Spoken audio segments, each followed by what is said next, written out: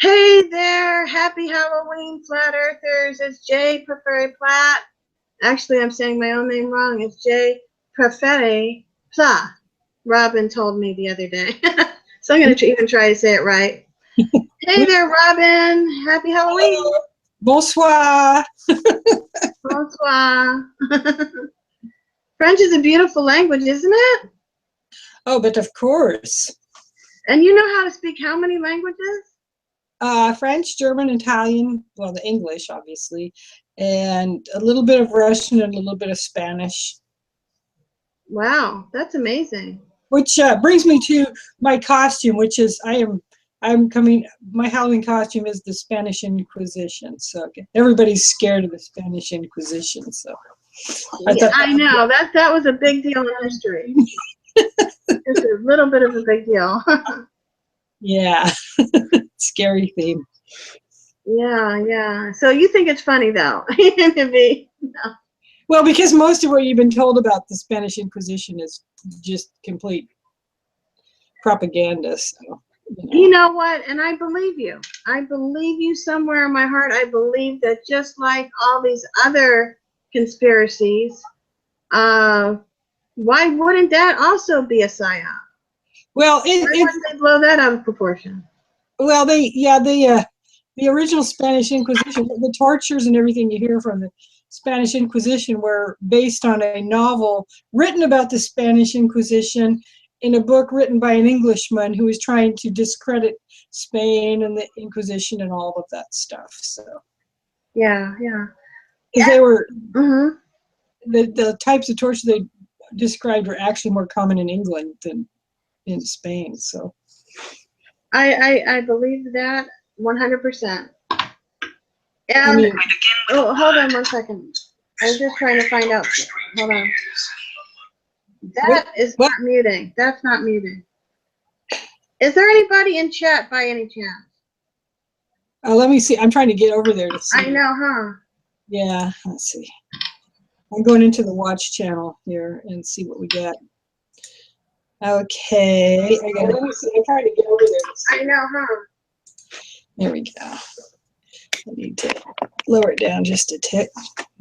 I don't see anybody saying anything yet. We do have some people watching, but it is, Sunday night, so. I know, we'll probably get low turnout. But guys, I am so very sorry because of the fact that I try to have a show every Saturday night, but sometimes it doesn't work out like it didn't work out this last Saturday night. So we're having it on Sunday. So at least we have a show out for you guys. And I think we're going to have a great show tonight because the topic of our show is actually going to be fear. Because Halloween is scary, right? Yeah, exactly.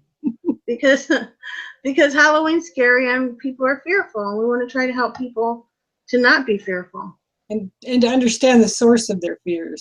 Because people get confused about what they're afraid of. Exactly. Is it something that you shouldn't be fearful at all, and you're just being fearful for absolutely no reason, or is there a reason? Yeah. Hold on one second. Why I can't find where we're at here. I'm always having computer problems. I apologize, guys, but I can't see what you're doing. What? You don't have? You can't see? Literally, yeah. I mean, apparently you guys can see me, but I can't see you right now. So really? I'm trying to get back home. Yeah. I'm out here. I guess I'll just go to my account and see if I can skip in. Yeah, I just got a new computer, if that lets you know anything. Oh, so great. What happened? So we're your guinea pigs on your new computers, huh? Yes, I just literally earlier today decided to go ahead and buy this computer, which is now acting crazy. So let me see if you're here in this Google. Can you see me waving? I can't see anything. I'm on my Google account page.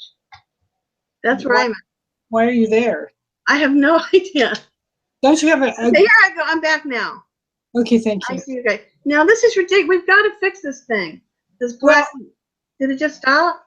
Well, no, we're fine. What you need to do is next time, we're going to start a little early, and you're going to share your screen with me without being live, and I'm going to walk you through it because every time I do it, I can't tell what you're doing, so I can't help you. I know, it's so frustrating.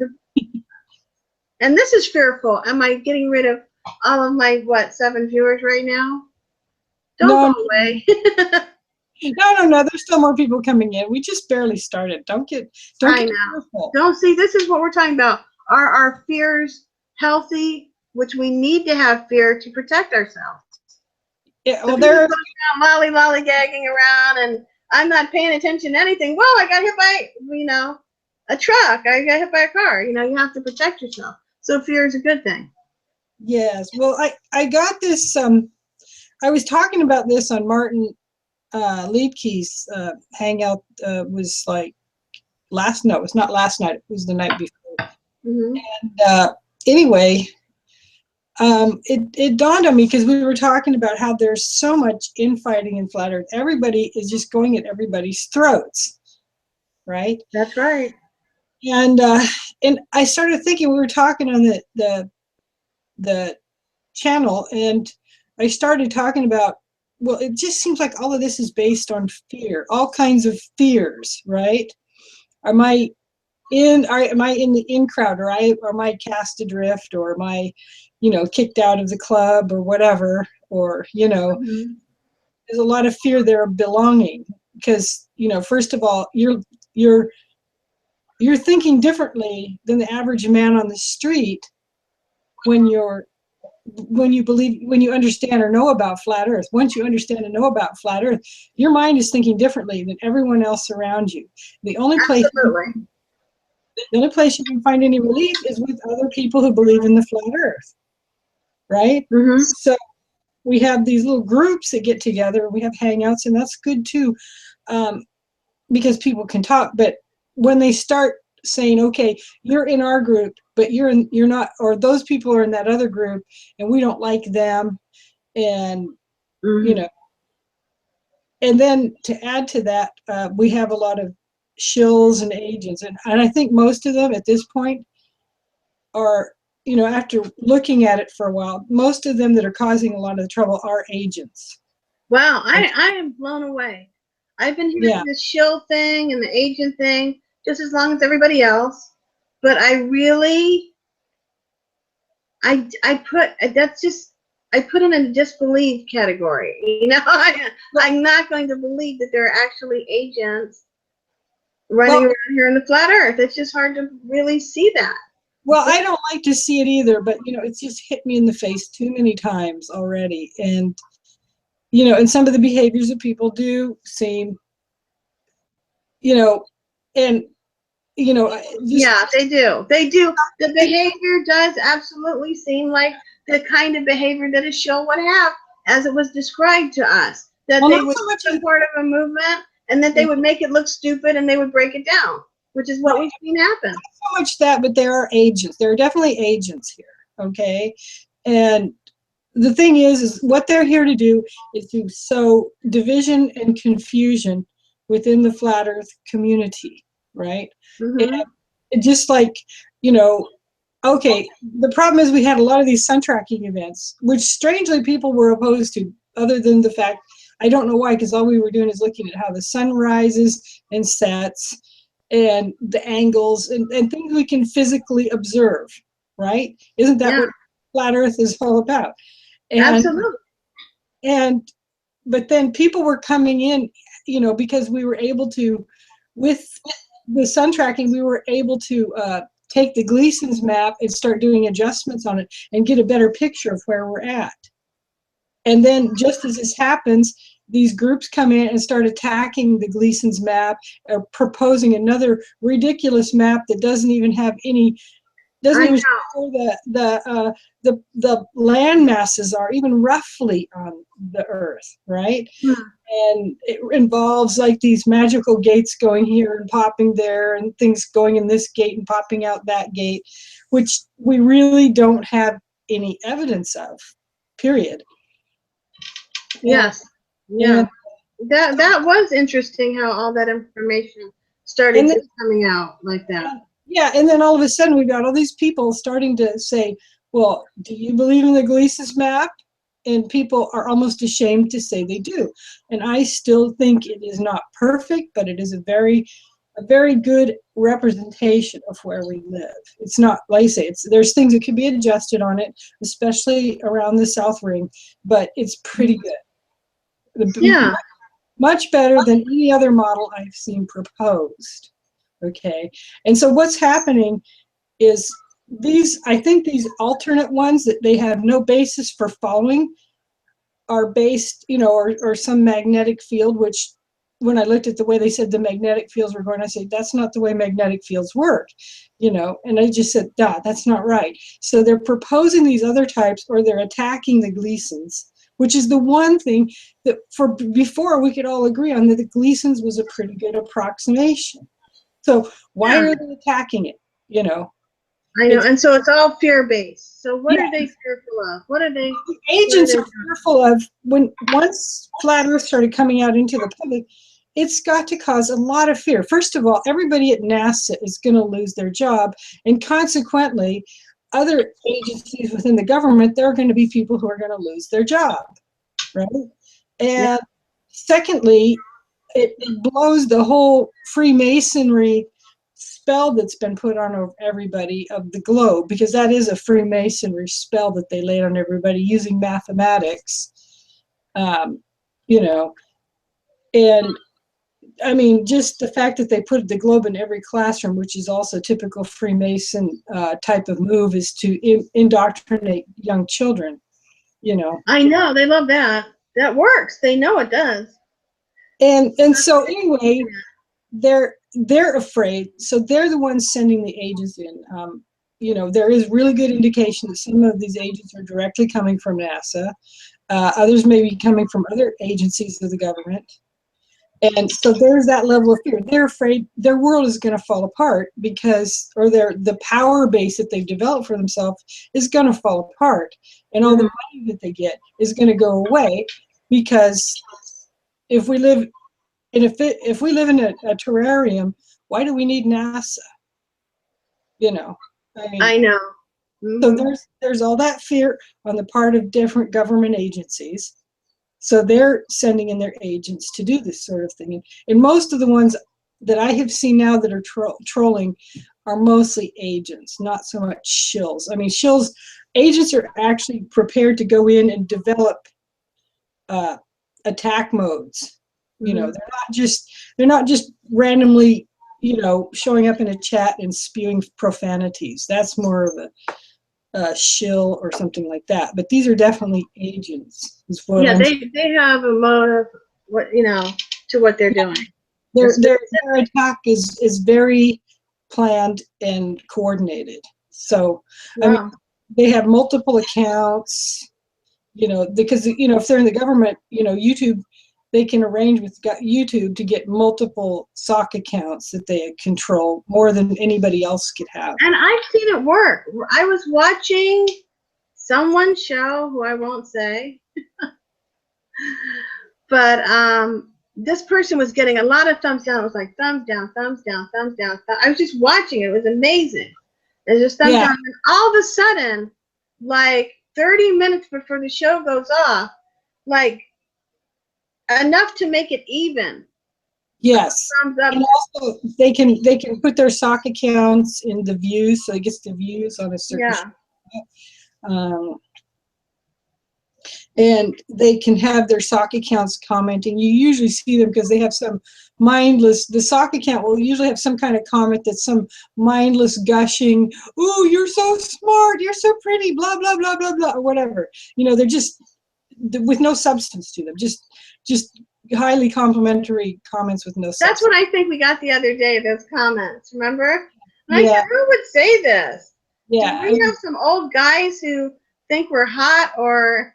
Oh, I don't know. That was funny. That one, I don't know. I didn't know our channel's so small. I think it's hardly, I know my channel is so small. I think it's hardly worth bothering. But, I mean, I don't have that many subscribers or anything. So, but, so you've got that level of fear there, right? And so then there's the fear. This is the part where people are really disturbed. This is a fear that's very disturbing, right? And that is Okay. the people of Judeo-Christian faith, mostly Christians, who are in the flat earth, they are, I was surprised at how many of them had trouble accepting flat earth, right? Because they would Because, have to. well, here it is. It's they all claim to believe in the Bible, right? Mm-hmm. And I don't know. It wasn't that way with me because, and that's why at first I didn't understand why they were having so much trouble accepting it. Because when I heard about it, I was just happy because I read the Bible and I said, oh my goodness, I know. the earth is created exactly as it was described in the first chapter of Genesis. I mean, immediately it just popped right into my head. And then it was like, the Tower of Babel makes perfect sense now. It makes sense. Why would it have been such a problem to God if people were just, going to build a tower into space? That didn't even make sense, right? Absolutely. Now Yeah. it makes sense, and then I was happy because that totally vindicated the church on the trial of Galileo because they were correct in saying you can't prove this, so you can't teach it. Yeah. You can't Yeah. teach it. You can't teach it as fact. And that was why he was on trial, right? So I go, oh, it vindicates the church on Galileo, and just everything in the Bible made sense all of a sudden. But And yet. but why other people who are Christians? I mean, some of them are very well-known Christians on in the flat Earth community. Why was it so hard for them to accept that the earth is flat and created exactly as described in Genesis 1? Why were they so hesitant to approach it? What was the answer to that? Because I still don't really know. What do you think? Well, it's fear. It's fear. Before they had a God that they just kind of accepted on faith, right? Yeah. So and a lot of them had spirituality where a lot of definition of God was not required, Okay. right? Yeah. And because their understanding of God was based on a personal relationship. By the way, that words, personal relationship, are nowhere in Scripture, Oh, right? I'm sure. Yeah. No. Yeah, so I there was pray I will have a personal relationship with thy God. No. yeah, I'm and not. you know, and a lot of them kind of had a sense inside themselves that, do I really know who God is? All of a sudden they're smacked in the face with the reality of God because of Genesis 1 and the way that the earth is constructed, right? So God isn't just something you accept on faith anymore. It's a reality that is smacking you in the face. You can't get away from it, right? Mm-hmm. So you can't just kind of, well, I think God is like this because, because I think so, right? Yeah. There's a real God, and it's real. It's right there. God is right there in front of you, in everything you see on the flat earth. And so I think there was a fear there because, do I really know who God is? Do I really know?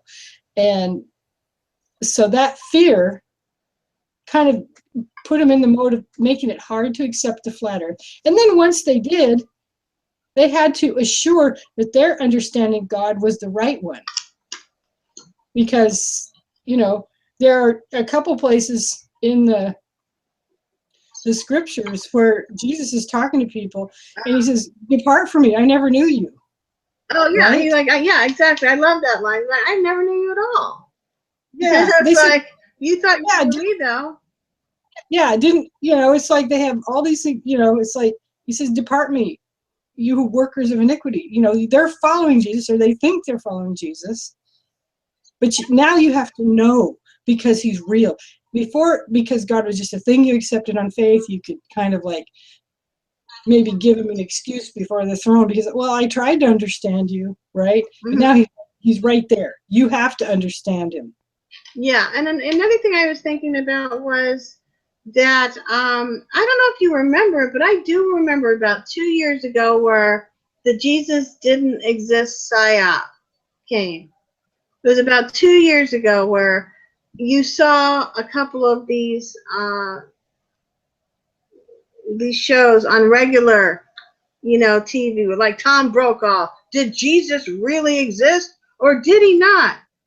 Well, and that I think is also creating a fear among those who conducted their lives as if he did not exist, right? There you go. Mm-hmm. So the people in the power structure who now know that the earth is flat but don't want to let it out, they're hiding it. Mm-hmm.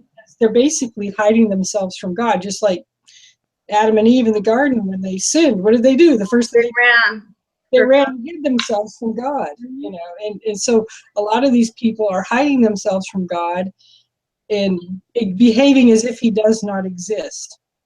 It's like there was somebody, I don't remember he was a pastor of some kind. He said, the problem is not that people don't believe in God. The problem is that they behave as if he does not exist. Yeah, I hear you. But it's hard for me because to me, he does exist every single second. He's Mm-hmm. there, not like it was weird, just, I feel, but I feel him there. I don't. Once you understand the flat earth, right? If you do not have a well-formed, dare I say the word, theology, or doctrine about in your faith life, then you're kind of behaving as if God does not exist. And then when you come confronted with the reality of God in the flat earth, if you do not have that well-formed doctrine, that well-formed theology, you're going to not want to accept it. You're going to try to run away from it. Just like, and I think this is why some people who are Christians who come to the knowledge of flat earth come to it reluctantly, because now they're going to be accountable. Yeah, that's sad. They have no excuse. In fact, it says, that God is shown in this, I don't remember what scriptures, but it's talking about how God is manifested through creation, and therefore they who are on the earth have no excuse. Yeah. So you can't just like make it up as you go and say, well, I think God this and I think God that, right? Now you can't have an opinion about God anymore. It either is true or it's not true. Exactly. And I think that scares people who do not have a well-formed theology. And I see a lot of them in flat earth who, sort of like they just sort of make up their Christian beliefs as they go, right? Some who spend, and that makes them afraid. Yeah, I don't know if you understand it. It's kind of hard to describe, but I think that's... No, I understand why they're fearful. There's no doubt about that. Well, I mean, how can we help them? The fear of the Lord is the beginning of wisdom, so it's not a terrible thing, but it's just a very painful process for some people to go through. So how can we help them? What can we do to help them? Well, I tried to with starting my Bible study things of Matthew, because that's pretty basic Christianity and the Gospel of Matthew. I'm surprised how many of them do not know the scriptures, because they claim to be Bible Christians and all that, and yet I say, how did you miss all this? You know what? Some people are also better at memorizing things as well. I mean, I'm not good with the memorization of things. My husband is great. He has like a photographic memory. He can remember anything. I can't. So I'm not good at. I know a lot of them. When somebody starts telling me the stories of the Bible, I know all of them. But to read off Bible verses, that takes a certain kind of certain brain. Really. So I give it up to the people. I remember the scriptures. I just don't always remember where they're at. I just remember reading them. Yeah. It says somewhere in the First Corinthians, but I don't remember where. Exactly. Because I tend to not memorize them with the numbers. I just read it, But so I think that causes a lot of problems. And then the ones who really haven't dealt with it, I find they spend more of their time attacking other Christians in the flat earth than actually reading their Bible and trying to understand. And those ones, I think, they have not overcome their fears to a very destructive level, because it's like they say, okay, I better be right, so I have to show that everyone else is wrong except me, Yeah. Yes. Do we know people like that? Lots.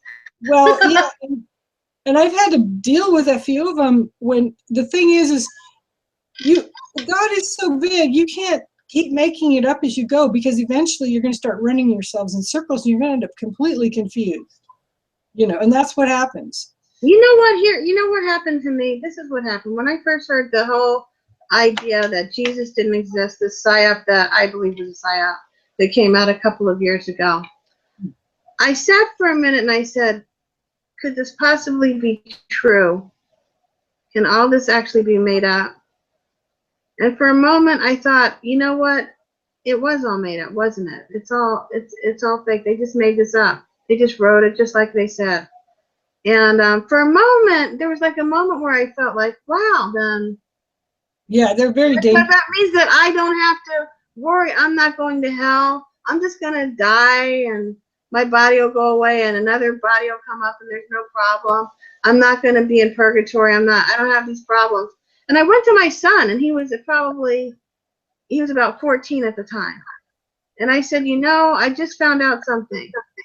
I said, I wonder if it could be that Jesus didn't actually exist. Oh, you didn't tell your son that, did you? I did. I talked to him about everything. Oh. No, I talked to him about everything. I don't know that. Yeah, I talked to him when I think that he's old enough, and we've had discussions about it before. When I think he's old enough to talk about things, I talked to him about it. So I said, what would you think if that was the case? And he goes, I'd just like to still believe it. And I go, same here. I go, give me a 5. Yeah. I said, I don't care. Even if it's fake. And he agreed. He said, Mom, even if it's fake, we don't care. I'm still believing. Because I believe it. I believe it, I like it. It makes me feel good about life, and whether or not it's real or not doesn't matter. But you have the proof now. What?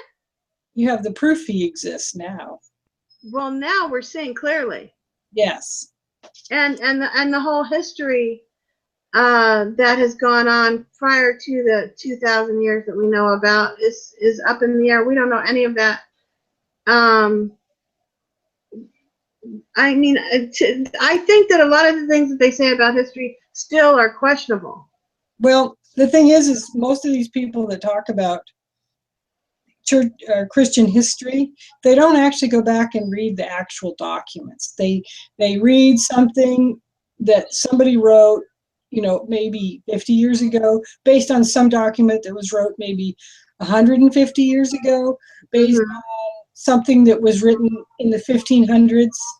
And they don't actually go back and read people who were actually there in the early Christian church, like Polycarp or Tertullian or what about Pliny the Elder? There was some controversy.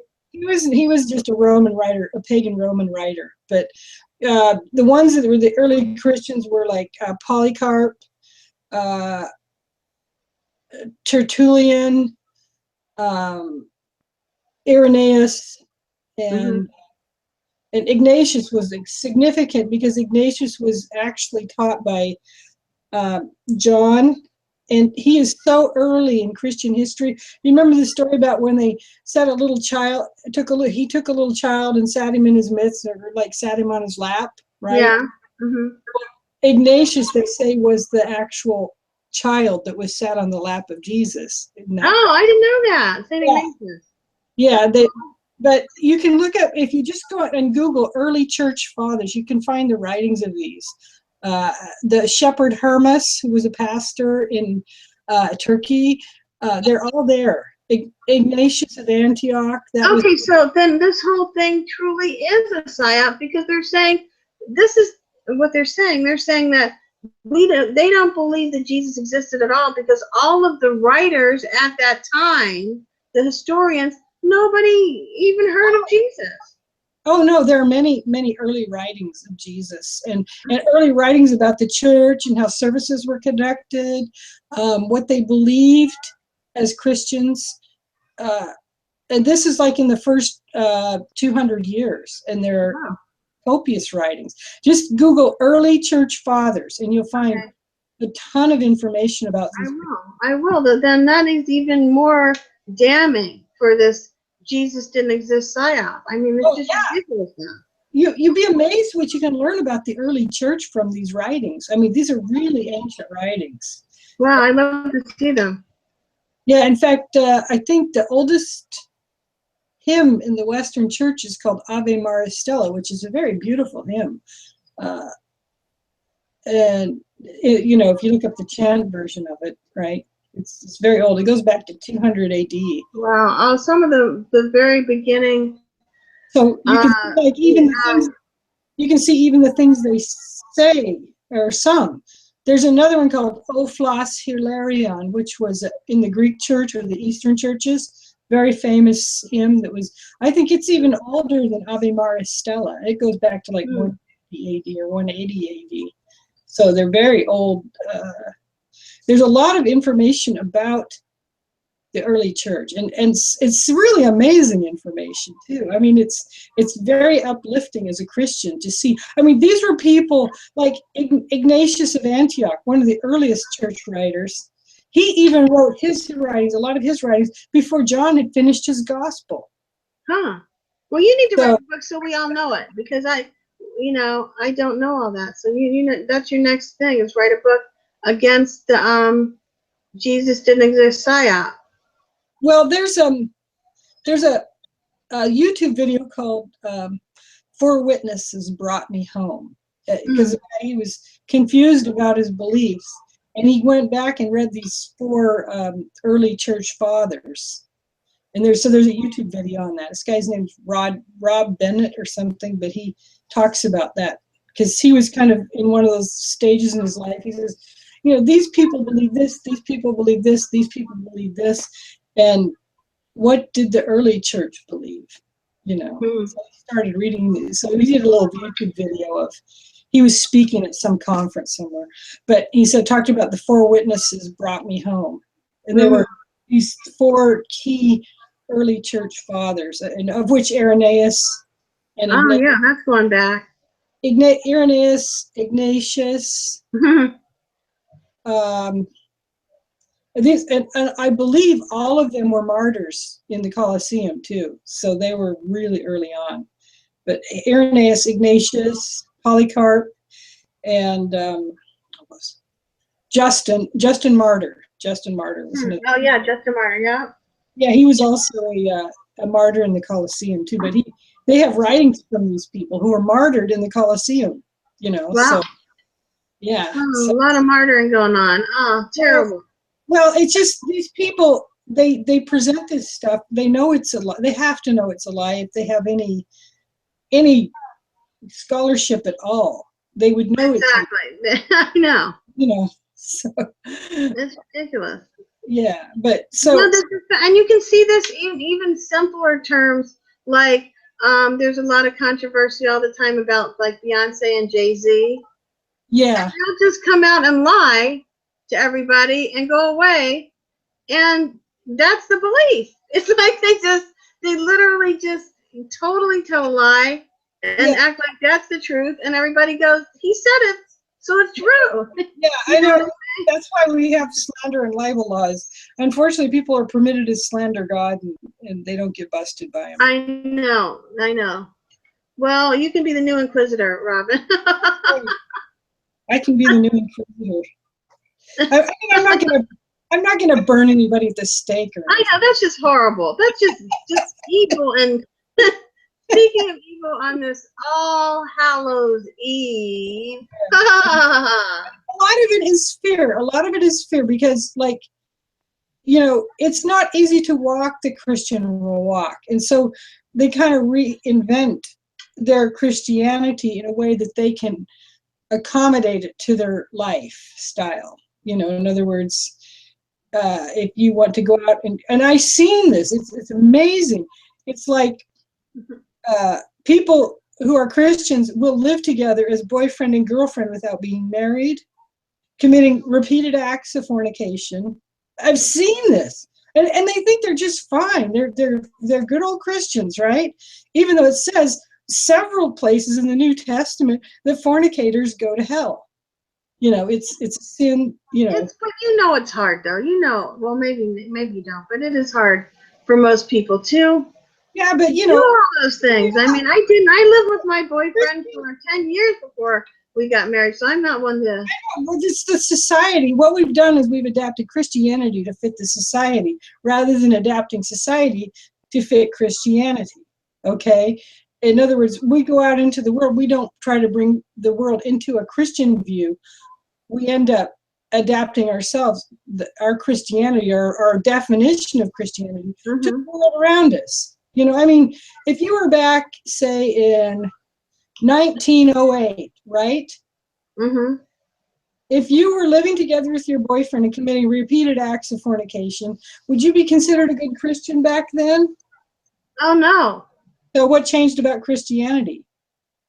I think when about 1920s, Yeah. when they started, everybody just started going wild, No, and historically they went wild, but they were not considered Christians. The whole free love thing didn't pop up until the 60s. Even in the 50s, there was still a certain amount of shame associated with yeah, there was. They kept it going for a long time. But the thing is if you look in the New Testament, it says repeatedly in several places, including Revelation, so we know it applies to our time, right? It says fornicators will be sent down into the lake of fire. So, you know, how are you going to wash that, you know? Well, I think Jesus needs to come again soon, because I think we're losing a big battle right here. Yeah, I'm just saying that's just one at this level. There's just one example, right? You know, if you deny that Christ did not come, if you don't say that Christ came in the flesh, like you doubt that he became a man, that's a heretic, and you're cast into the lake of fire too. Yeah. It says it right in the Bible. It's right in the New Testament. Yet everybody says, well, it's hard to do that. And it is. But who said Christianity was going to be easy? It's not. First of all, people don't even like you because you feel so excited you want to tell people about what you know, and then they come back at you and say, that person told me to go straight to hell and a handbasket. The other thing is before you go out and try to convert people, you need to get your own life together. Exactly. That's a very important thing. Yeah, because when even Paul says that, he says you must conduct yourself uprightly, lest they see you and make a mock of your God. You know, so you have to conduct yourself above the level of morality of the society, not let your morality descend to that. And it is hard. And what did Jesus say? Did he say, oh, well, I love everybody, so everybody's coming to heaven? You know, no, that's not what he said in the Gospel of Matthew, which is why I started on that gospel. There's a lot in the Gospel of Matthew that people need to pay attention to. He says, straight is the gate, narrow is the way, and few be there that find it. Yeah. No, most everybody goes to the pit, you know. Yeah, I could see that. Excuse me. Yes, I could see that. Am I scaring everybody enough on Halloween now? Yeah, I know. It's scary enough. so very scary, but I don't look scary. Yes. Yeah, I'm not like we used to have a priest at our parish, and he was from Scotland, so he had this big deep voice. He was about 6'2", big guy, right? And he deep voice, and and he could be talking about the joys of the Virgin Mary or something like that, some sweet, wonderful thing, right? And you know, the angel comes at the Annunciation, but it all just sounded like hellfire and brimstone. Oh right? No! So, no, they had those churches, the Shakers. Remember the Shakers? No, the Shakers, that was different. This is just plain old Catholicism, right? And so, and everybody was kind of teasing him about it because they said, no matter what you say, it all just sounds like hellfire and brimstone, right? So then finally, he had to give the homily on the last Sunday of the year, which is the Judgment Day.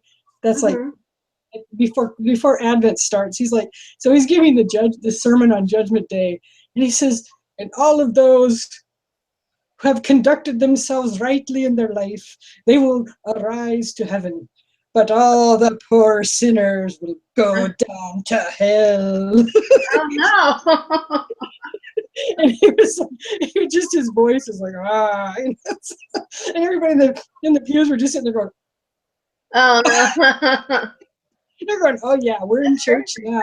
That's great. Yeah, but if I had him on here, everybody would be scared. Well, I saw this movie with Nicole Kidman in it. And I'm trying to remember the name of the movie. It was she was up on Eyes Wide Shut, yeah. what was Yeah, it? that Eyes Wide Shut. No, Where they no, were, no. This was about people living in the mountains, and they were Shakers. And they showed a reenactment of what a Shaker church was like. Those are the people who owned Oneida. Oneida Community, yeah. Oneida, Yeah, you know what I'm saying? yes, in Oneida, New York.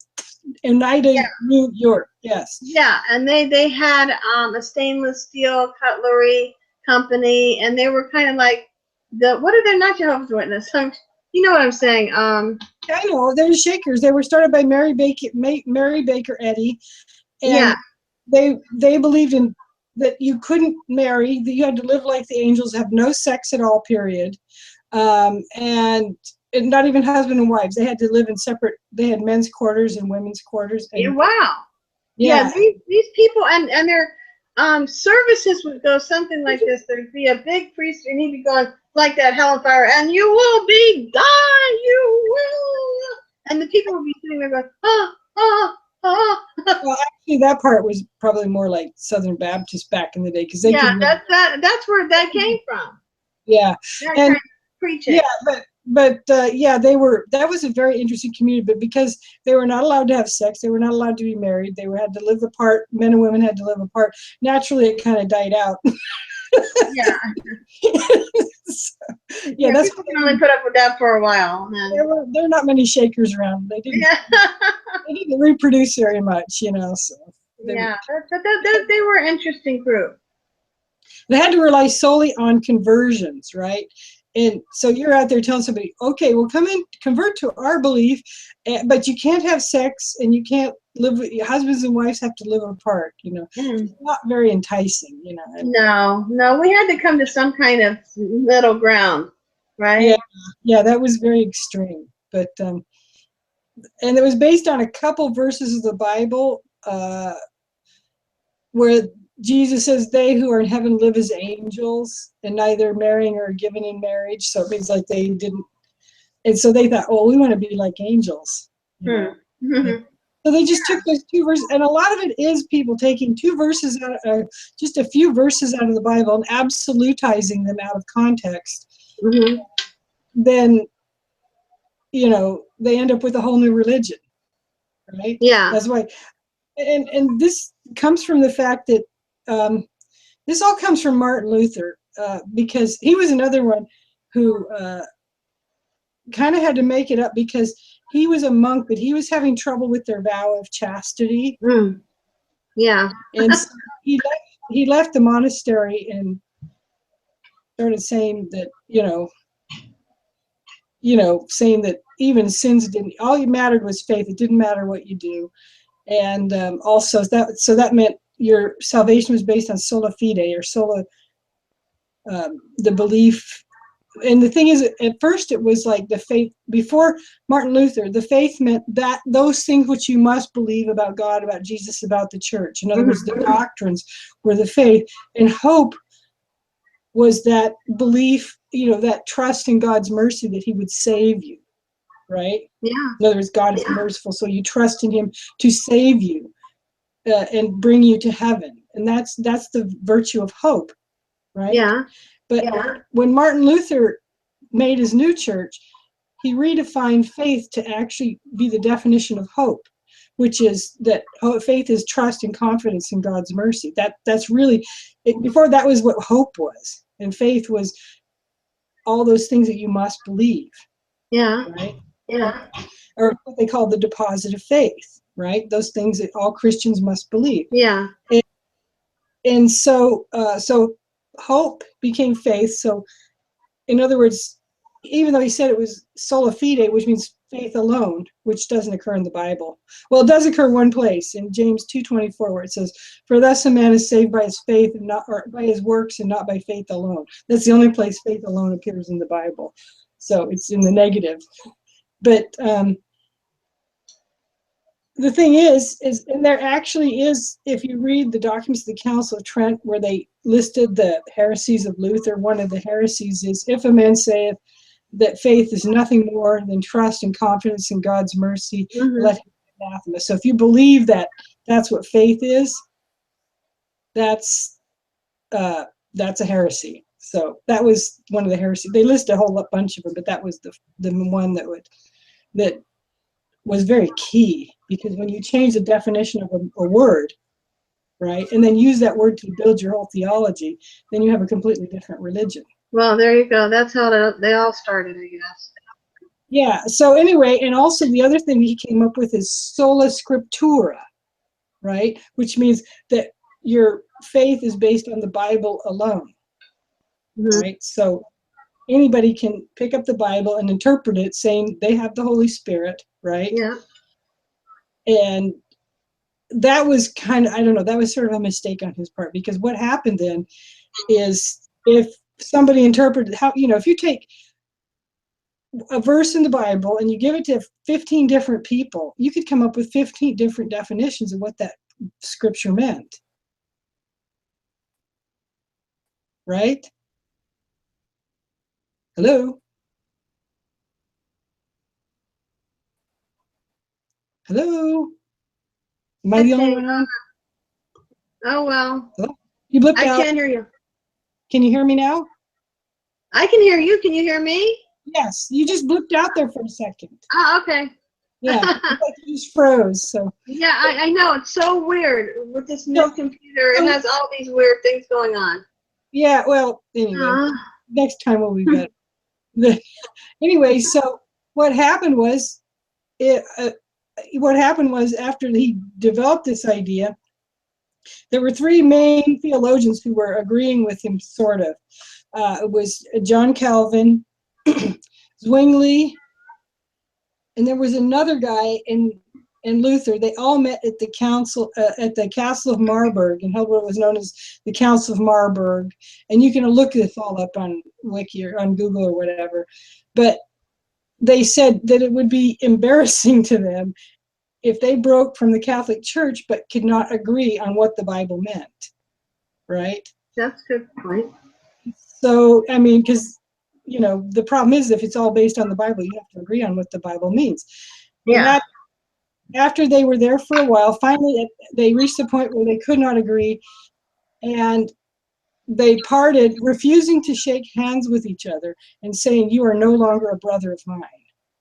And that's what happened at the Council of Marburg. Wow. So, and then if you look today, I think there's over 40,000 different denominations, all claiming to follow the Bible, all claiming to understand it rightly, and more every year. So the thing is the Holy Spirit confused? That's I don't think so. Yeah. So but that's a problem if you've got people that are all reading the Bible, and some of them don't even read it all. They just grab a few verses and run with it, and then just skip the rest. And so, yeah. And then using that, and so the only thing they have left is to point to some church they don't like, which is usually the Catholic Church.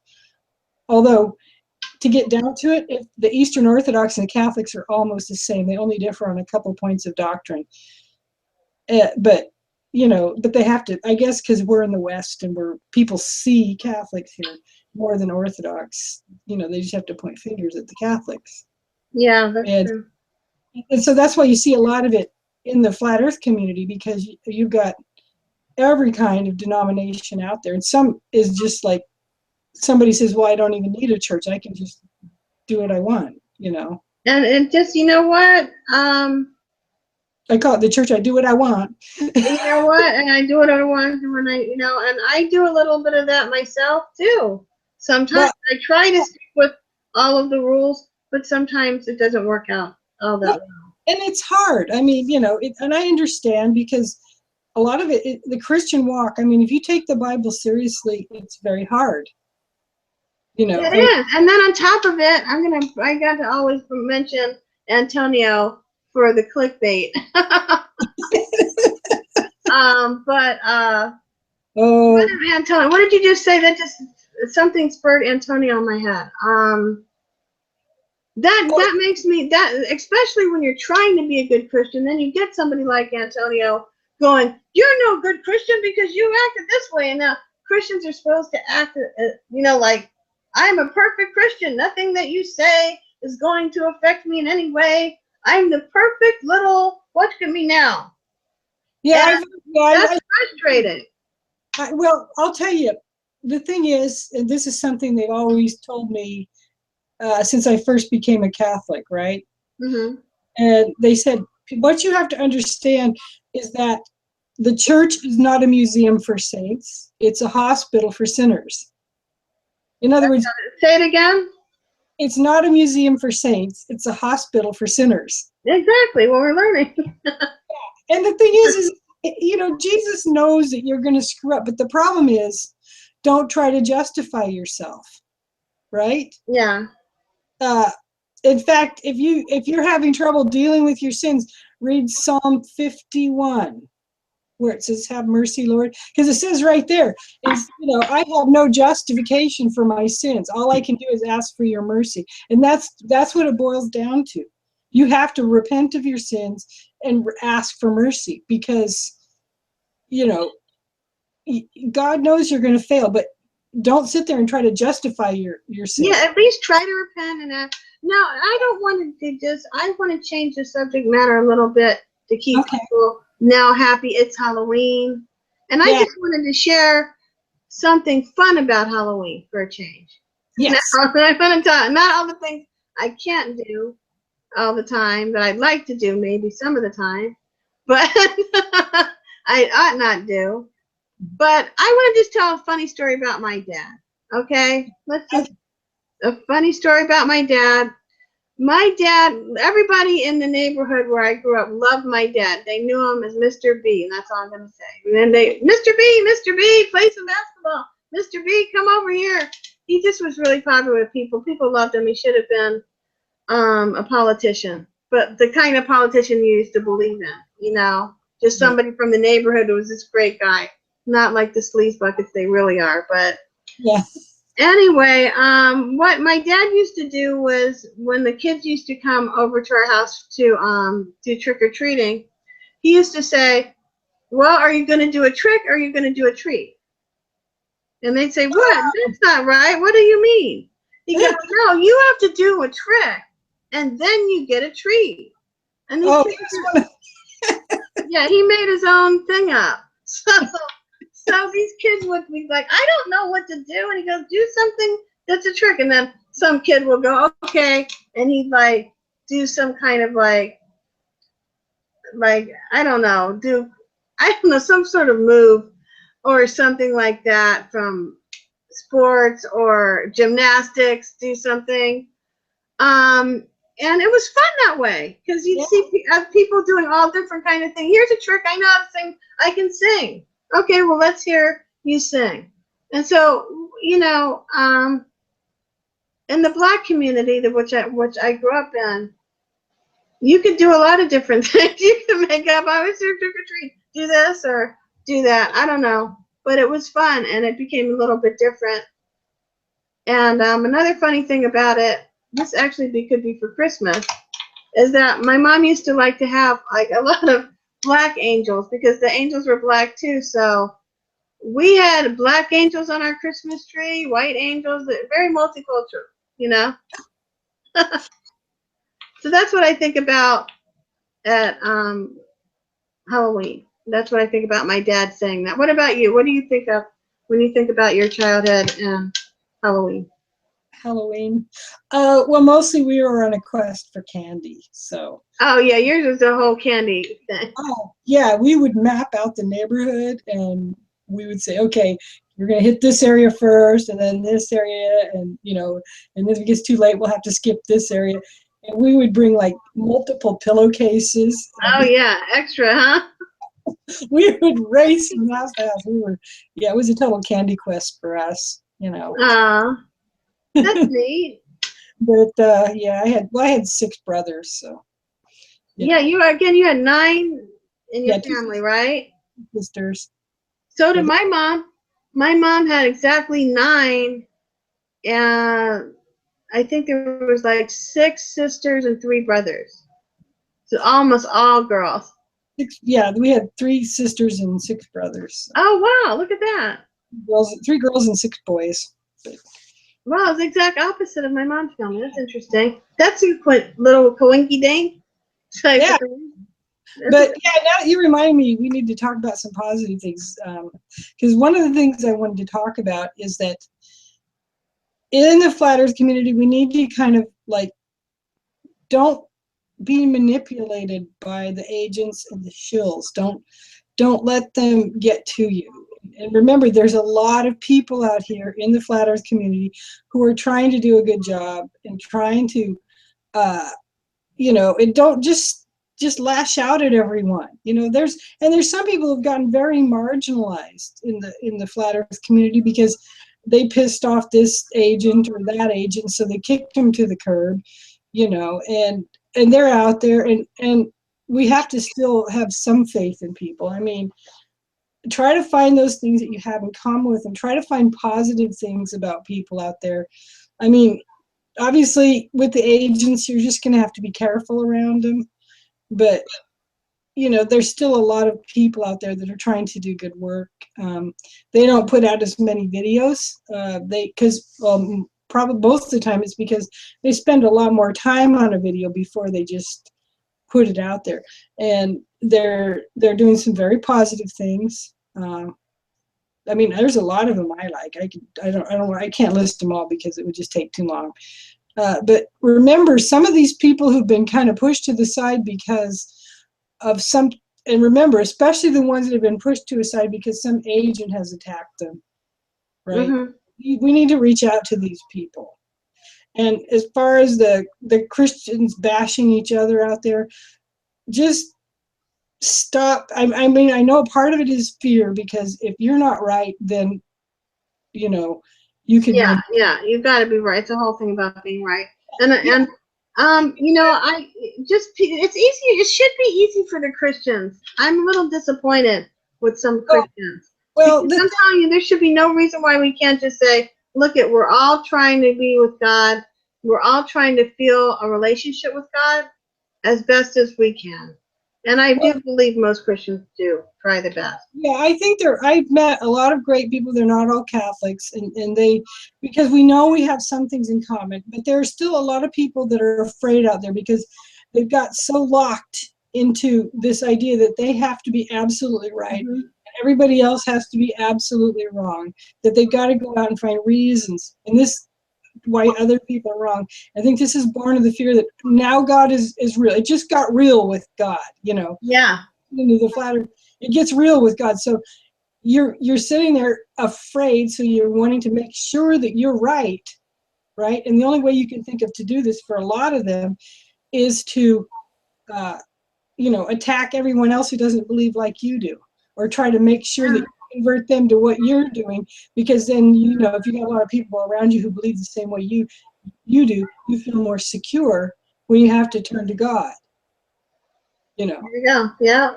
Which means I must be really secure because I got 1.2 billion people behind me. But so, but don't just look at what you have in common with other Christians. We all believe in the flat earth. We know that Genesis 1 is true. We all know that. We know that. We know it. And so can't we just agree to sit down on that and sit down together and agree on what we find in Genesis 2? I mean, it's like there, well, I'll say his name. I have never said his name before in any of my videos, but I'll say Rob Skiba, right? Mm-hmm. His scholarship on the Old Testament and the books, the extra books of Enoch and Jasher and Jubilees and the other writings of the Hebrews are just excellent. His scholarship is excellent. But then when he turns to the Catholic Church, he just goes crazy.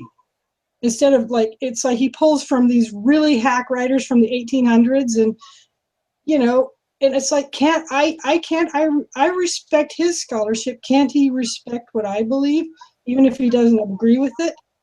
He does. You don't have to come up and make up stories. I agree. I agree with that. There's a lot of storytelling about the Catholics. A lot of storytelling about the Catholics, and the Catholics don't do it the other way. You don't see me. Well, I criticize Luther only because Luther had some theology problems, but I don't attack the person.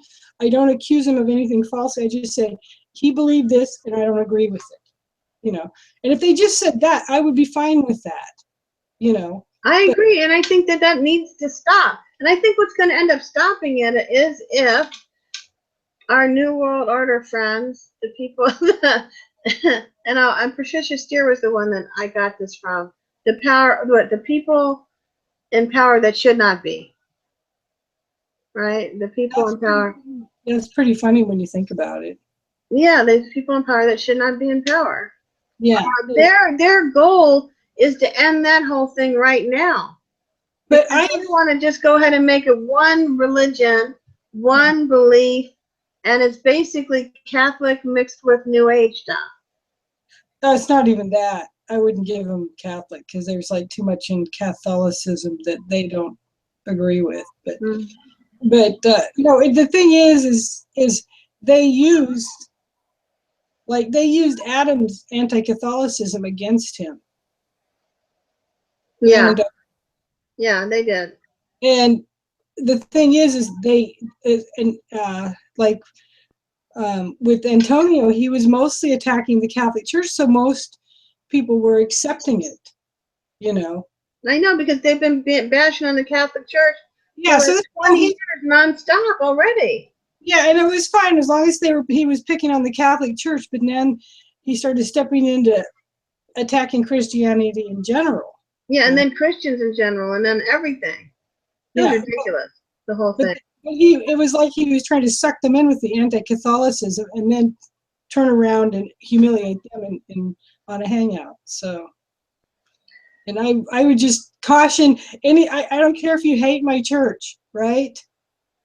If you hate the Catholic Church, I don't care, but be careful because these people will use that anti-Catholic sentiment against you. Yeah, I agree with that. Caution to Christians, just in general. Be careful about that. Caution to Christians, just like he's talking that way, when you turn your back, he's talking that way about you and what you believe into. So be careful who you're listening to. Yeah, and the other thing too is like just try to look at what we have in common. I mean, and the same thing with all these flat earthers who I think they've been worked up by ages to start attacking each other. But look at what we have in common. Don't try to go out and find the differences. Let's go out and find what we have in common, what we all believe in, or what we can at least accept that other people can believe in. I don't criticize people if they have a different opinion of me than me. I do criticize them when they tell lies, but Yeah. But look, we can be tolerant even if we don't totally believe like each other. Look at what we can agree on instead of what we need to disagree on. I agree. I agree. Well, there we go. With me. But yeah, that's the thing, and I know it's easy for you because you came from a Catholic background too, but but even still, I mean, I've hung out with Lutherans and we have a great time, and we do disagree on certain points, but theologically, but I mean, we can agree on what's moral, what are the basic belief, things that Christians should do and be, So yeah, this is a tough one. This fight that's been going on between the Protestants and the Catholics is just as strong as the Middle Eastern issue that they're having with the Jews and the Palestinians. It's just like forever an argument, a fight, and it keeps going. I mean, these people keep acting like we're still in the Reformation days, that we're hundreds of years back to the past. That's how strong this anger is between the Catholics and the Protestants. Like, good Lord, people. But what is good Lord, get over it. The one that's very common in the flat earth is this Hebrew roots movement, which is really funny because it's like the opposite problem. Well, actually, it's because Paul preached against these people who wanted to make everybody be Jews. You know, because he said, "Well, do you have to become a Jew before you become a Christian?" And Paul was preaching against this. No, the new law overthrows or is a fulfillment of the old law. I mean, why do we need sacrifices if Christ is the ultimate sacrifice? Why do why do you? That's a good question. And it was like, and they were the first persecutors of the Christians, were the Judaizers, the ones that wanted people to become Jews before they became Christians. It was very interesting, and that was the one. Yeah, it is. It's almost like it's gone full circle now. Maybe it is. Maybe that's the whole point of all this now. Yeah, it could be. Maybe it is. It's time. I just tried that Hebrew roots movement. It wasn't called Hebrew roots. It was called another name where. Yeah. But I felt uncomfortable with it. I felt like, wow, this is great for me because I'm actually am part Jewish. My mother, who bore me, is Jewish, so that in the Jewish religion, that makes me Jewish. So, and I'm also Christian because I was born a Christian, and I believe I'm a Christian. So yeah. I thought it would be great. Here I have. Sorry, I thought it would be great. I have both sides of me all meld together into a nice, perfect little church. But it just felt uncomfortable because what it felt like was a lot of people who just wanted to be Jewish and really didn't want to keep any of the Christian stuff anymore. They just completely wanted to.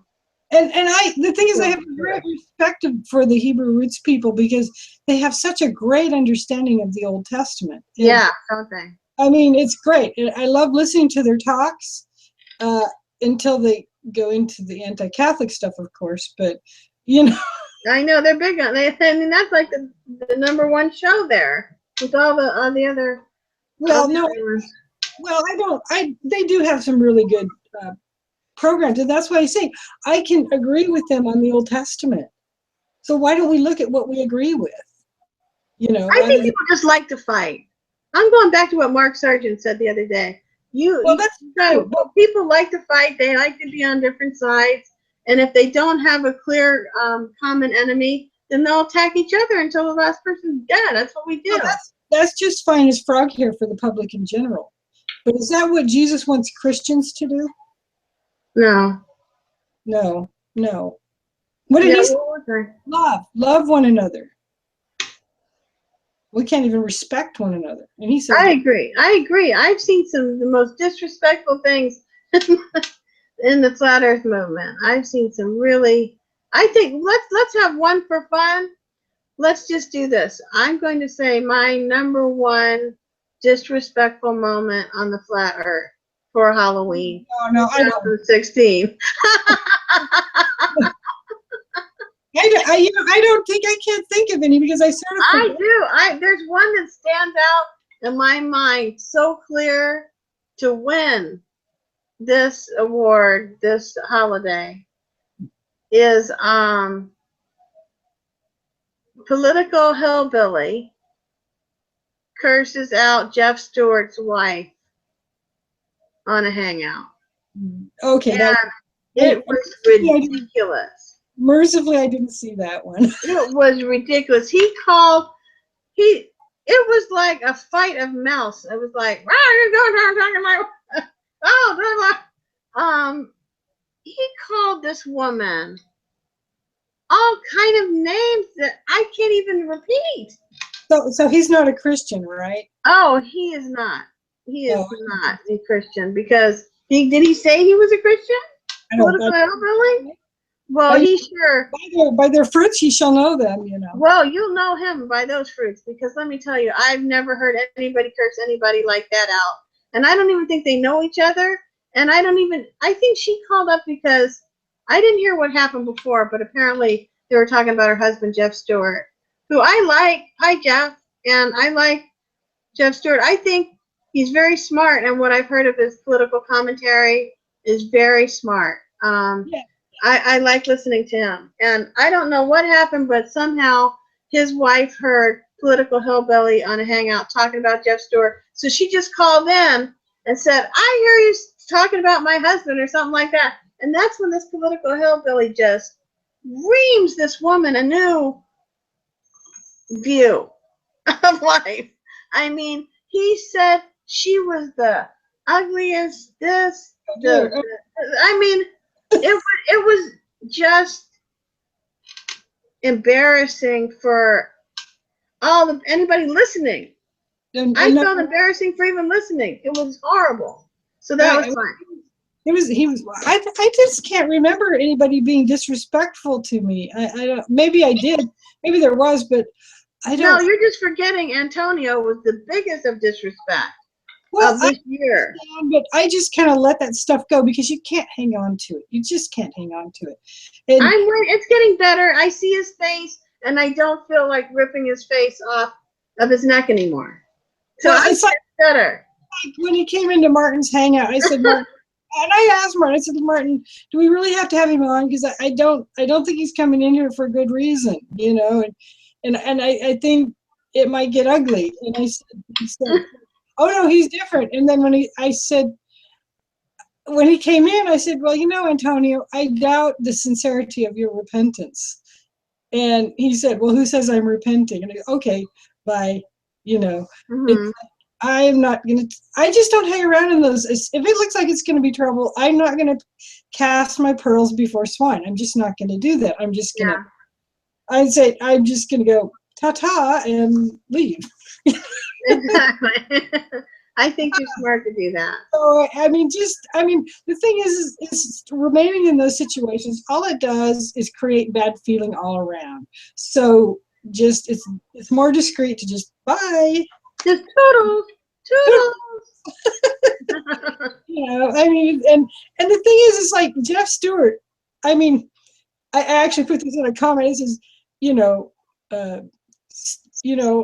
sometimes you really annoy me, but one thing is for certain, you always tell the truth. And that's what I like about him.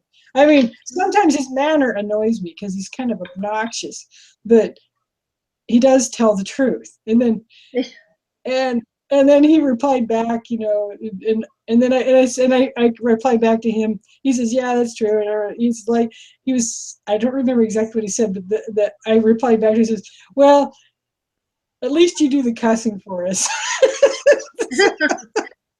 I don't have to do it. No, you've done all the cussing for us. Yeah. But yeah, no, there's some good people out there. Some of them got some rough edges. Some of them I kind of unsubbed just because they said anti-Catholic stuff. But I'm not going to do that because they might have something worth hearing, unless it's just anti-Catholic this, anti-Catholic that 24/7. I don't want to hear that. But I think we need to reach out to these people, even if they think Catholics are evil. And we're all. I think it's good that we talk about Catholics every show a little bit to try to make us more comfortable. Be more comfortable in just having a conversation with a Catholic in the first place, since we've been so vilified. So I think talking about it is the best thing we can do to having. They say they like us and they respect us, but at the same time, they accuse us of being duped by our church. Oh, right? Yeah. And then they give a whole litany of things about the Catholic Church, which are totally not true. And they say, oh, well, you just don't know about that, you know. And I said, even I can show them a document from the Vatican that says, this is what we're supposed to do. And this is, I mean, it's like, what else? What do you got? A YouTube video written by some, done by some guy who hates Catholic and got documentation from some anti-Catholic fanatic from the 1800s. I mean, anywhere in England you could find anti-Catholics in the 1800s. I mean, they The let English people were the original Protestants. Yeah, haters. they were the original Protestants, so just no surprise. I mean, the Catholic Bible wasn't even permitted to be printed in England until the late 1800s. You couldn't have. What was it? Which Bible was it? The Tyson or no? No, the Douay Rheims. Mm. It actually had to be translated in France because there were no priests, to translate it in England at the time because they were either killing them or kicking them out. But so and then they based it on some book written in the 1800s in England. I mean, the English were so anti-Catholic. I know, it's so funny. That they let their anti-Catholic sentiment depose the rightful king of England, James II, and put a foreign prince, William of Orange, in his place in the not so glorious revolution of 1688, right? So I mean that was a major revolution just because James II was nice to Catholics. Yeah, right? that's a big, huge revolution. Yeah, that's funny. Go ahead. Oh, it gets worse though because because of that revolution, they thought the Irish were behind it, so they brought a terrible oppression on the Ireland. And did you know that the first slaves in America were not black but white? No, I didn't know that. I've heard something about that, but yes, I don't know if that was true yet. No, well, they're indentured servants. No, they weren't indentured servants. They were actual slaves, not in the United States, but in the West Indies. Oh, okay. That's why, a lot of people in, places in the West Indies will have like an Irish inflection to their. Oh, yeah, huh? Getting around over to the West Indies, though. Yeah, Irish. but no, they were the original, but that was under the time of Cromwell. So yeah, the original slaves were white. But that's good.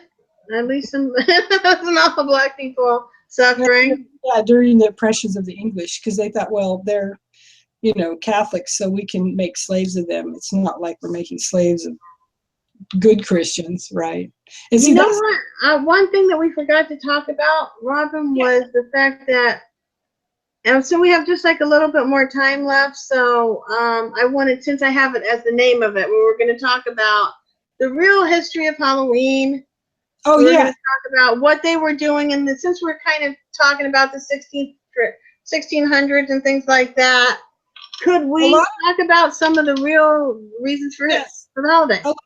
A lot of the so-called Halloween traditions that everybody does, the going around and getting treats and jack-o'-lanterns and all that are from very Irish and Scottish traditions. The Celtic? No? Yeah. A little bit of that. Yeah, like they used to have, instead of pumpkins, they had turnips and they would carve them. It was considered a Day of the Dead. The Celts believed that the day of Halloween, or what they call Samhain, and by the way, Hollywood is totally over sensationalized. Oh, I know. Human sacrifice and stuff like that. It really wasn't. I've seen a few memes out there, and I'm just going, I mean, it was pagan, but they weren't like Satanists. I mean, they would have a feast, and they would put out a plate for any dead relatives, on the table. They put a plate for each dead relative on the table. And so it was kind of a Day of the Dead, kind of like the way the Mexicans have the Dia de Muertes. Yeah. Yeah, the Day of the Dead in Mexico, very similar to that. And they would, put little memorials out for their deceased ancestors. But that was like before Christianity took over there. And Halloween comes from All Hallows Eve, because tomorrow is All Saints Day. And that was a pretty old feast day. It was started by Gregory III in medieval times, and it was just a day. And what they would do is, because the next day was All Saints Day, the evening before was considered part of the holiday. So they would, on All Saints Day and the evening before, they would visit the tombs of the saints, to see their relics and stuff like that. Mm-hmm. And since a lot of the saints were buried in Rome, people would go down there to Rome to visit the saints' graves and things like that. And because a lot of them were in the catacombs of Rome. And but it was earlier in the year. It was like somewhere in August, I think. And so Gregory the Sixth, Pope Gregory the Sixth, asked that they move it to later, and so it came up with November the 1st, and which is technically All Saints Day, which or no, well, it's like November the 1st. That's like Tuesday. By the way, that's a holy day of obligation for all Catholics. You have to go to Mass on that day, just like Sunday. So just thought I'd mention that if there are any Catholics out there listening. But so you're in trouble. Well, I'm gonna just go. I'm gonna do like a lot of Catholics do, and I will be definitely going on Christmas Mass. Midnight Mass. I go to the midnight Mass. I promise. That's when I'll start all over again. Are you one of those CNE Catholics goes on Christmas and Easter? Yeah, I unfortunately I have become that, but my heart's still there. That's okay. That's okay. I'm just praying on a, praying. Yeah, it's okay. At least you're there once in a while. So. But anyway, so they moved it because Rome in the summer, it's because it's on the river and it's a big city and it's hot and a lot of diseases. And people coming down there to visit the graves of the saints, and it was they were getting sick. Too many people were getting sick from all, when they come, because there's all these people crammed in one place, right? And it's hot. Oh, anytime you get a lot of people together, you get sickness. And it's hot and damp in Rome, and so so he asked him to move it to a time of the year when it was more sanitary to come there, right?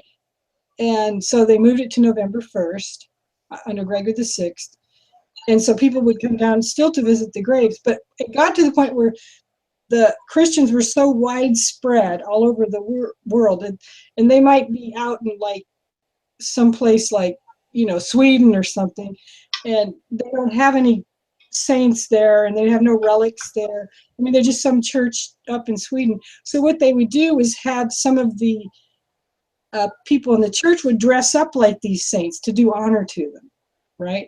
So this new thing that a lot of Christians are doing of dressing up like the saints is actually just reviving a very, very old tradition. That would be fun. I'd like to try that.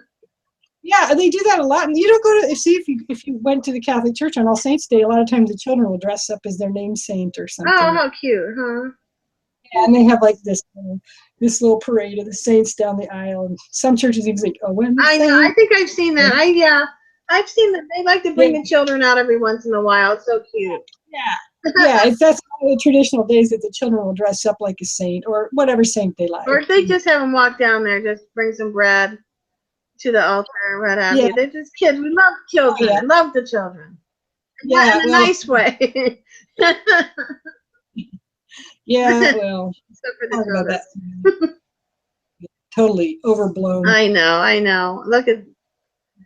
But so that was interesting, and I've noticed it's not just the Catholics that are doing that. A lot of other churches are dressing the kids up like saints or holy people or Moses or whatever, to dress up as something nice instead. Yeah, I love that. Yeah, so because I've been a kitty cat. Oh, by the way, I had this thing I wanted to say about my outfit. Okay, so here I am. I'm a kitty, but I also am the queen. Queen kitty? I'm the queen cat. Queen cat. Because I used to always be a princess and a kitty cat. Oh, okay. All the time. That was just like princess or kitty cat, princess or kitty cat. Sometimes a witch, princess, kitty cat. So now I am princess, kitty cat. Yes, Mario says he likes my cardinal costume. Yeah. Oh, really? Oh, yeah. I wanted to go and say hi to people on chat. I'm so sorry. I want to see what's going on and try to ask people if they want to come on, but I still don't have the skill sets for that. So I guess I'm early days. So what's on? Oh, he says he likes Queen Kitty too. Who's that? Yes, Mario. He's the other one comment. What's his name again? Yes, Mario. Oh, thank you. You like my Queen Kitty? Yeah. Oh, thanks. Yeah. But yeah, and the Spanish Inquisition. Nobody expects the Spanish Inquisition. Oh, Yeah, that's unusual. Is there anybody in the chat who has this funny story, except for we're not letting Joe Schmo ever again on? yeah, he's posts too much porn. But yeah, we don't want any. Is there any good? Who's chatting? So far, only people is JS Mario commenting. A lot of people don't comment. You'd be surprised how few people comment in chat. They're kind of shy and they don't like. I've tried to get them to come in to the hangout, but a lot of people are a little shy about. You don't have to put your face up there, but they just are a little I shy. know it took me a long time. Oh And yeah. and then I did. Well, I want to laugh because this is another thing. I like to celebrate everything. So celebration. Guess what? I got called a shill. So I'm gonna bring him out of bed, kitty cat. I don't like being called a shill. But that's cute, huh? Yeah, she'll always hide behind a mask, right? Yeah, that's a scary mask. Well, I didn't use a mask because the Spanish Inquisition is scary enough. So I know. But can you believe I got called a shill? I don't know why. I mean, I'm like the most normal person of any of you freaks. I'm just joking. Well, I wouldn't worry about it because they'll call anybody a shill who doesn't agree with them. So Yeah, and then they're like, she just came around. I'm like, you know what? This is so silly. If I'm a shill, then this whole thing is just ridiculous. I mean, there's got to be somebody who's not a shill. there are lots of people who are not a shill. I think there's a lot more people that aren't shill. Yeah, is we need to reach out to those people because they've been smacked by some of the agents that are in here, and yeah, that are really causing trouble. And then try to find that common ground. And a lot of times, even if they're a little suspicious of you at first, because a lot of them have been burned by the agents that are cruising around flat Earth trying to screw things up, but they're still good people, Yeah. Well, I'm reaching out to a few. We're gonna finally have another guest on the show. I think maybe next week. It's a secret guest. I'm looking forward to having this person on. Yeah, and you'll get a lot more people in chat if you tell who it's going to be just before, because of course then you might get some people who are against that person. But yeah, so we're gonna trick you. Yeah. I'll have to trick you. But I would say before you bring any controversy in, I would figure out how to use your wrench. Yeah, I know, huh? Okay. Yeah, I don't know how I'm going to practice that. I have to make somebody come in and be a bad person for practice that I can get rid of. I got rid of only one time. I think it was ADR too. Or it was Nunes Flower, one of those. Yeah. They actually cut me off. Yeah, those are yeah, those. Yeah, that's a little team. Hi ADR, hope you're doing good. Say no evil, right? I know. Yeah, is that the little monkey? Hear no evil. Hear no evil. Speaking no evil. Hey. That's why we just go like this in the Catholic Church. We just take care of speak, don't think, and all no evil. None. Christ is here with us, right?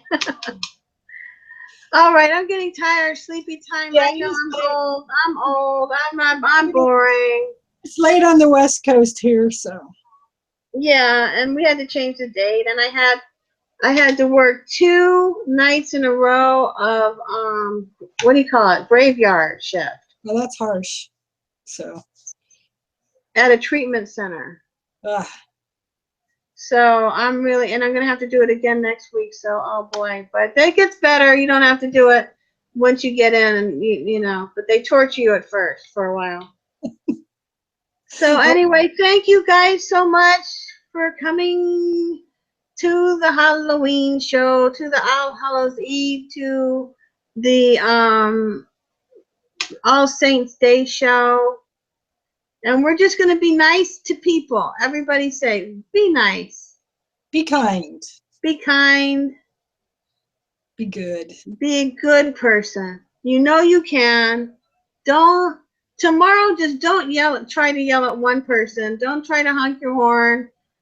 Try to do one less I can't say it. Less horn honking and less cursing out of people. Let's just start only, instead of 5 people, we can take it to 4 people a day. Or add to, here's my final word, add to the good in the world. That's a beautiful thing. Not to the misery. Yeah, add to, exactly. If you can just take away one little miserable thing and add something nice, then you're doing more than most people. Yeah, don't go out to add misery to the world. Add goodness. Yeah, so when you start out in the morning and you have this look on your face, stop it. Take the frown, turn it upside down. Slap that. Happy. All right, you guys. Thanks again. Thank you, Robin. You got all the stuff there. You are a gentlewoman and a scholar, and I appreciate you. Thank you. Thank you, Mario, for your comments. And yeah, thanks, Mario, for your wonderful comments and hanging out. Come on the show someday. I'd like to talk to you. All right, guys. Happy Halloween. Bonsoir. Bonjour. Depending on what part of the flat earth you're on. We love you. Bye-bye. Bon Toussaint. Bon Toussaint. Bon Toussaint. That's happy Halloween, kind of. Say, how do I say to the queen? They don't have reigning queens in the Catholic church countries. No, they don't. They don't. Well, but I'm saying I want to say happy Halloween to the queen. A la reine? Maybe. Happy. Merci, no. No, you're saying good saints to the queen. It doesn't translate right. Okay, no translation. All right, you guys. It translates funny. I can't think of a way to. Yeah, that's not. It doesn't mean to be. Okay. All right, bye, guys. Love you all. Take care. Thanks, Robin. Thank you. See you next time. Bye-bye. Bye.